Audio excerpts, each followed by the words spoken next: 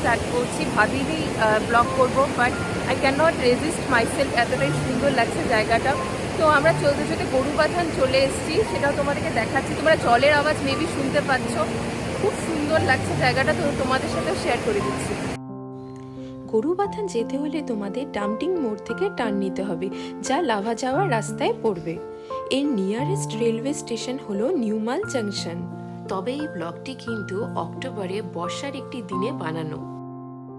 কিছু যান্ত্রিক গোলযোগের কারণে আমি তখন এটি আপলোড করতে পারিনি, কিন্তু এখন এটি আমি তোমাদের সাথে শেয়ার করছি। আমরা যখন বেরিয়েছি তখন দেখতেই পাচ্ছ একটি রোদোজ্জ্বল ঝলমলে একটি দিন, কিন্তু বেশিক্ষণ এই আবহাওয়া থাকছে না। আর একটু পরেই তোমরা দেখতে পাবে যে ওয়েদার কিভাবে চেঞ্জ হয়ে যায়। তো একটি বর্ষার দিনে আমাদের পাহাড়ে ঘুরতে যাওয়ার অভিজ্ঞতা তোমাদের সাথে শেয়ার করছি। আমরা আমাদের জার্নি শুরু করেছি শিলিগুড়ি থেকে, আর শিলিগুড়ি থেকে গরুবাথানের ডিস্টেন্স প্রায় 61 কিলোমিটার। তাই পথে একটু ডাবের পানি খেয়ে আমরা নিজেদেরকে তরতাজা করে নিলাম।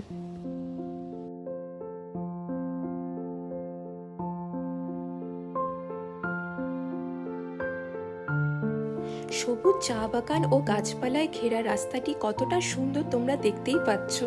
ডামটিং থেকে গরুবাথানের ডিস্টেন্স মোটামুটি 13 থেকে 14 কিলোমিটার। এখন যে তোমরা রাস্তাটি দেখতে পাচ্ছ, এখান থেকে সোজা চলে গেলে লাভা চলে যাবে, আর আমরা এখন লেফট টার্ন নিয়ে গরুবাথানের দিকে এগিয়ে যাব। গরুবাথান যা কালিম্পং ডিস্ট্রিক্টে অবস্থিত। এই জায়গাটি মূলত নেওড়া ভ্যালি ন্যাশনাল পার্ক দ্বারা ঘেরা, আর এখানে আসার মূল আকর্ষণ হলো জলঢাকা নদীর অপরূপ দৃশ্য। এই স্বচ্ছ নীলাভ খরস্রোতা নদীর অপরূপ দৃশ্য যেন স্বর্গীয়।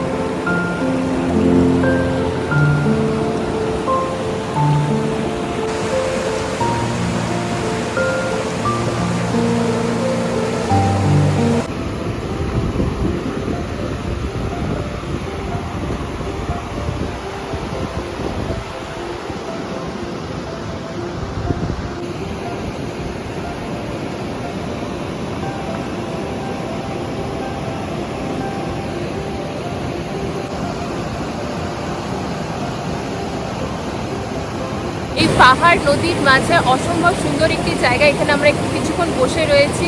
আর তোমরা মেবি আমার আওয়াজ অতটা ভালো করে শুনতে পাচ্ছ না, কেন জলের শব্দটা কতটাই তীব্র সেটা বুঝতেই পারছো। বেশ সুদিন, খুবই ভালো লাগছে। নদীর আওয়াজ তো সবসময় খুবই ভালো লাগে। তো আরেকটু কিছুক্ষণ এখানে বসে থাকবো, তারপরে দেখছি কি করা যায়।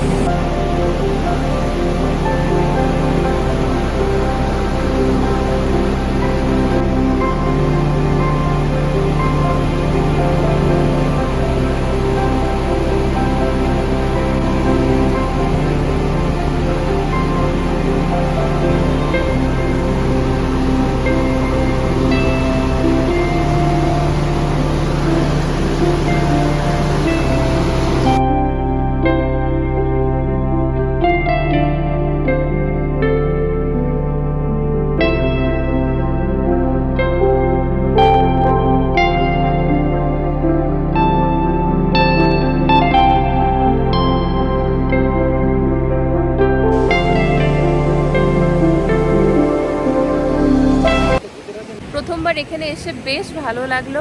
তো আমাদের এখানে ঘোরাঘুরি করা হয়ে গেছে, এখন বেরিয়ে যাবো। আর হাইওয়েতে আস্তে আস্তে, আর যেহেতু সিকিমে এরকম হয়েছে তার জন্য সব এই লাভা ঋষভের রাস্তা দিয়ে সবাই ব্যাক করছে, তো অনেকটা ভিড় ছিল। আর হাইওয়েতে ধুলো খেতে খেতে আমার চোখ মুখের অবস্থা শেষ। পুরো এরকম গাড়ি থেকে নামার পর দেখি পুরো ব্ল্যাক এরকম ডাস্টের মতো মুখের মধ্যে পড়ে রয়েছে। তো যাই হোক, এখন বেরোনো যাক। গরুবাথান ঘোরার পরও আমাদের হাতে কিছুটা সময় ছিল, তাই ভাবলাম আমরা লাভার পথ ধরে একটু এগিয়ে যাই। বাঁদিকে জলঢাকা নদীকে সাক্ষী রেখে এই সবুজ পাহাড় ও চা বাগানের সাথে আমরা এগোতে থাকলাম। লাভা যাওয়ার পুরো রাস্তাটাই অসম্ভব সুন্দর প্রকৃতি দিয়ে ঘেরা। এই রাস্তাটি এতটাই সুন্দর যে তোমাদের একটুকু মনোটোনাস লাগবে না, আর তোমরা এই প্রকৃতির সৌন্দর্য উপভোগ করতে করতে পৌঁছে যাবে। তবে আমরা যত উপরের দিকে উঠছি তত কিন্তু ওয়েদার চেঞ্জ হতে শুরু করেছে। আমরা দিনটা শুরু করেছিলাম একটি রোদোজ্জ্বল, কিন্তু যত আমরা পাহাড়ের উপরের দিকে উঠে যাচ্ছি মেঘ কিন্তু ধীরে ধীরে ঘনিয়ে আসছে।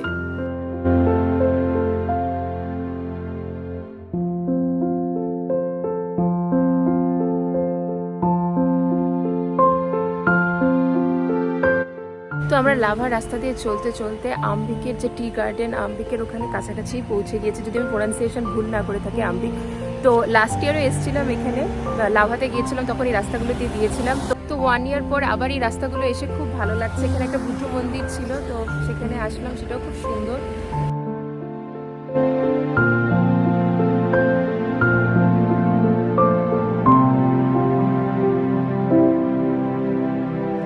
আমরা এখন আম্বিক ভিউ পয়েন্টে পৌঁছে গিয়েছি, যা গরুবাথান থেকে 5.5 কিলোমিটার ডিস্টেন্সে অবস্থিত। এখানে ভিউ পয়েন্টটাকে একটু এনজয় করে নিয়ে আমরা আরো কিছুটা এগিয়ে যাব।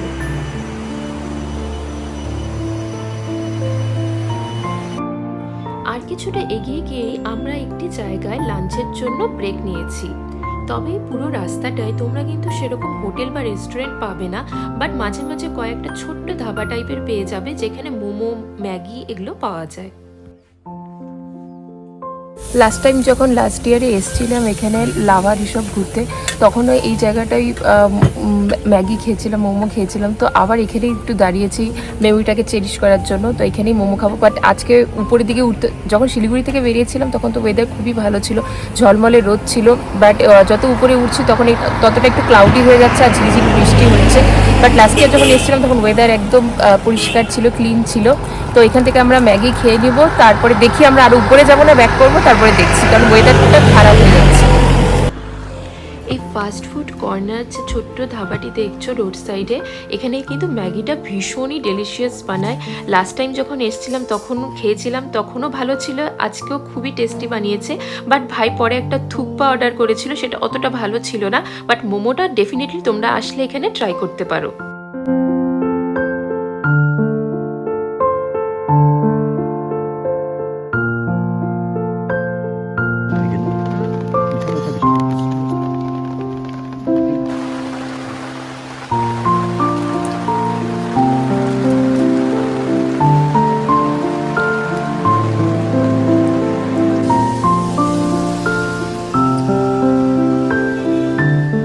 আমাদের ম্যাগি খেতে খেতে আবার বৃষ্টি নেমে পড়লো, অল্প একটু ঝিরিঝিরি হচ্ছিল, বাট এখন বৃষ্টির মাত্রাটা একটু বেড়ে গেছে। তো এখানেই বসে রয়েছি, আর ভাই একটা চিকেন থুপকা অর্ডার করেছে, সেটাও খাচ্ছে।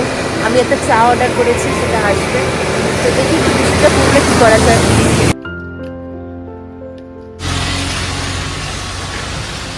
न्यू टेक असली यार मालूम है आप लोग है ना कौन सा? न्यू टेक हाँ हाँ हाँ, वो डॉक्टर विकी गोटे मालूम है सुना है ना। আমরা ওই ফাস্ট ফুড কর্নার থেকে বেরিয়ে কিছুটা এগোতে না এগোতেই ঝমঝমিয়ে বৃষ্টি নামতে শুরু করলো। মনে হলো হঠাৎ করে এক রাশ মেঘ এসে পাহাড়ের খাঁজে আটকে গেছে। 4 অক্টোবর সিকিমে যে ভয়াবহ দুর্যোগ হয় তার ঠিক 3-4 দিন পর আমরা এই জায়গাটিতে যাই, তো সেখানেও বৃষ্টির প্রভাব তীব্র ছিল। সিকিমে আটকে যাওয়া সমস্ত গাড়ি তখন এই রাস্তা দিয়ে আসা যাওয়া করছিল। পাহাড়ের বিভিন্ন জায়গায় পরিবারের কোনো মানুষের স্মৃতিতে এরকম শেড মেমোরিয়াল দেখা যায়।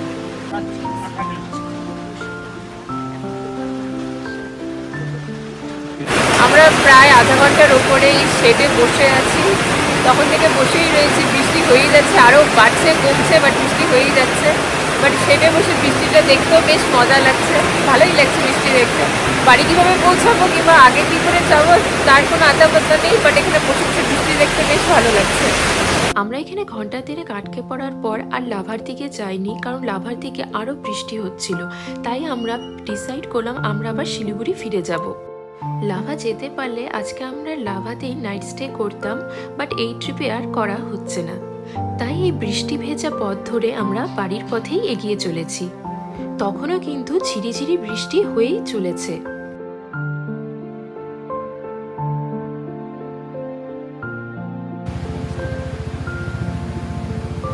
গরুবাথান হয়ে ফেরার সময় ভাই বলল এই তীব্র বৃষ্টির পর নদীর কন্ডিশন কি সেটা ও দেখতে চায়।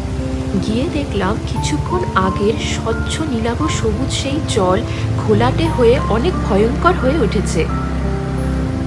কিছুতেই বিশ্বাস করতে পারছিলাম না এটা কিছুক্ষণ আগের সেই নদী, কারণ তীব্র বৃষ্টির কারণে এই নদী অনেক ফুলে ফেপে উঠেছে। তাই অল্প দেখেই আমরা এখান থেকে তাড়াতাড়ি বেরিয়ে গেলাম। ফেরার পথে আমরা মালবাজারে একটু হল্ট দিয়েছিলাম, কারণ আমাদের দুজনেরই খুব খিদে পেয়ে গিয়েছিল। রাহুলস কিচেন বলে একটি রেস্টুরেন্টে আমরা এখন এসেছি। এখানে খাবার মোটামুটি ভালোই ছিল, তো এখান থেকে খেয়ে আমরা শিলিগুড়ির উদ্দেশ্যে আবার বেরিয়ে যাই। তোমাদের যদি আমাদের এই বৃষ্টি ভেজা ছোট্ট ট্রিপের ভিডিওটি একটু ভালো লেগে থাকে, প্লিজ চ্যানেলটাকে সাবস্ক্রাইব করে দিও, একটা লাইক করে দিও, কমেন্ট করে দিও। আপকামিং ব্লগে তোমাদের সাথে আবার দেখা হচ্ছে। Till then, love and take care of yourself. Bye by.